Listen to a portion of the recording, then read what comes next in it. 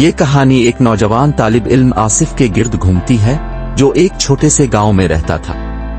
آصف ایک ذہین اور تجسس پسند لڑکا تھا جو ہمیشہ اپنے استاد سے سوالات پوچھتا اور مختلف موضوعات پر گفتگو کرتا۔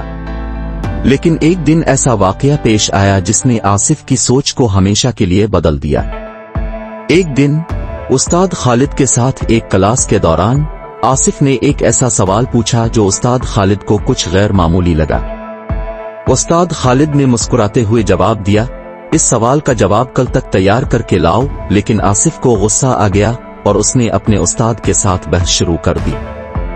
کلاس کے دوسرے طلبہ نے یہ منظر دیکھا اور خاموش رہے، مگر وہ آصف کے رویے سے بے چین ہو گئے۔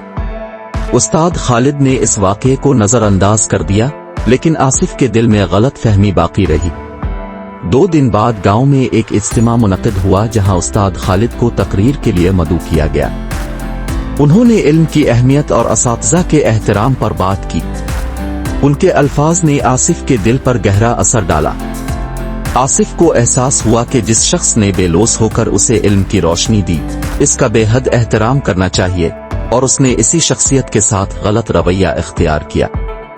اگلی صبح آصف استاد خالد کے پاس گیا اور ان سے معافی مانگی۔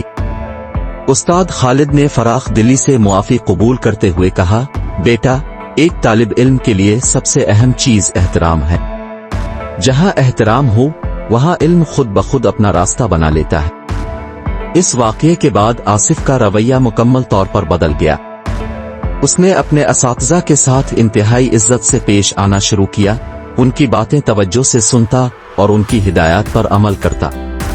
آصف کی یہ تبدیلی نہ صرف اس کے لیے فائدہ مند ثابت ہوئی بلکہ گاؤں کے تمام طلبہ کے لیے ایک مثال بن گئی۔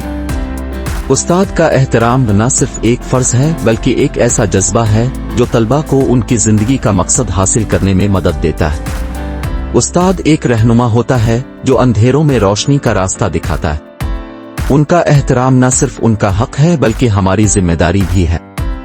آصف کی کہانی ہر طالب علم کو یہ پیغام دیتی ہے کہ استاد کا احترام انتہائی ضروری ہے، کیونکہ یہی احترام دنیا اور آخرت میں کامیابی کا ذریعہ بنتا ہے۔